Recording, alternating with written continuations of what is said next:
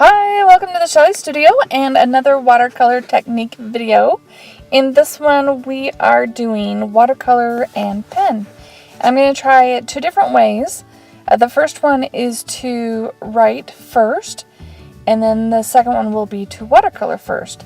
So the one thing you do want to do when doing this is to test your pen or marker for water fastness. So this one is a Sharpie fine point, and it says permanent, but I did test it beforehand, so I just drew on some paper, let it dry all the way, and then brushed it with water to see what would happen, and it held pretty good.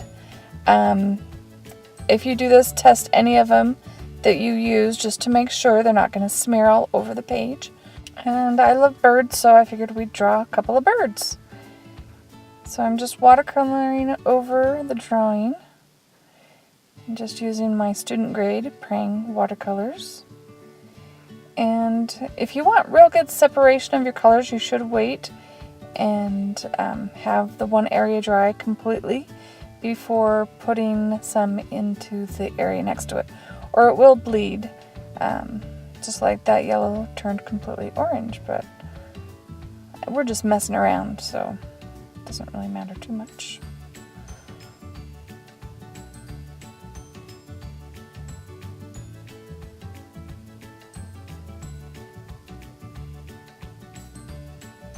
Just thought I'd put a little red on his belly.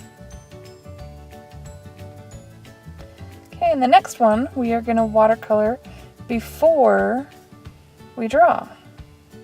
You can do this a little bit more loose than I did. Your lines don't have to be exact to what your watercolor is.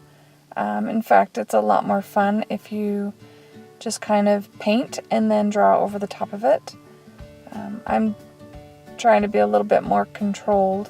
This is actually the first time I've done this technique, so we're learning together.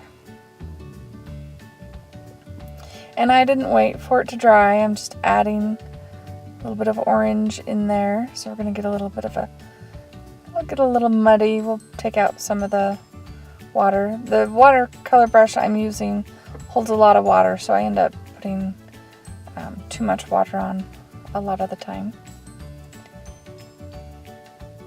We're just going to add a few little flourishes to this bird, make him a little bit more interesting. Now, once you're done watercoloring, make sure it is completely dry. As you can see, my pen didn't want to write. I waited a long time, but it was still slightly damp, and if it's wet, it will not write on there. So you want to make sure it's really dry, because it can also ruin your pen or your marker as well.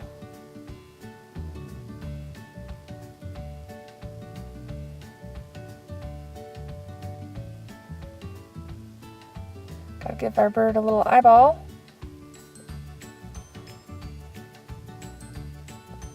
And some legs.